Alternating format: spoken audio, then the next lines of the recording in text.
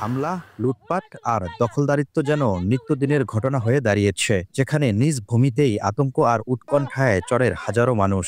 এমনই চিত্র ভোলার দৌলতখান উপজেলার নেয়ামতপুর চরের। প্রভাবশালীদের ছত্রছায়ায় চরজুড়ে লাঠিয়ালদের মহড়া যেন থামছেই না। জমি চাষাবাদে বাধা আর জমি দখলের অভিযোগ চরবাসীর। আজকে প্রশাসন আসছিল, প্রশাসন কলোনিতে গেছে, তারপর পিছন দিয়ে এসে আমাকে মালবার যা আছে সব লুট করে নিয়েছে, আমাদের মোবাইল সবারই মারছে কম আর বেশি, বুঝছেন। আমরা ভয়ে আছি এই জায়গায় যে আমাদের দিনই নিরাপত্তা নাই, রাত্রে আমরা এই জায়গায় আসি, যদি রাত্রে এসে আমাদের একটা মারধর করে কিংবা একটা গাড়িতে আঘাত করে কিংবা একটা ব্যাটারি নিয়ে যায়, তেল নিয়ে যায়, আমাদের এটা দায়ভার কে নিবে? এদিকে চরে উত্তেজনা আর নিরাপত্তার সংকট নিয়ে দেশ টিভিতে সংবাদ প্রকাশের পর অস্থায়ী পুলিশ ক্যাম্প স্থাপন করেছে প্রশাসন। তবুও যেন আতঙ্ক থামছেই না চরবাসীর। ছাত্রফলা জামাল যায় বিভিন্ন মানুষ আরগুন এখন তো চিনা আছে, এখন বেগুন লয় অনেক মানুষগুন লয় আয়া আমাদের রাত দিন 70 দিন আমাদের কাজটা বাচ্চা করে আমাদের ছেলে সন্তান করে কোনো ঘুমাইতে বাসায় দেয় না। আমার গার পাশে কয়েকটা থাপড় দিছে, একটা লাঠি দিয়ে কয়েকটা গুতা দিছে, দেওয়ার পরে আমার মোবাইল টোবাইল সব নিয়ে গেছে।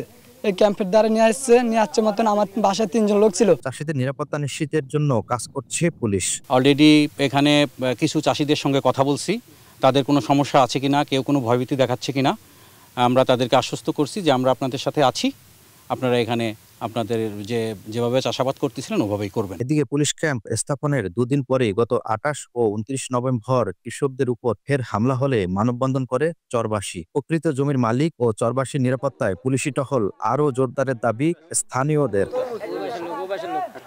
ছোটন সাহা, এসটিভি, ভোলা।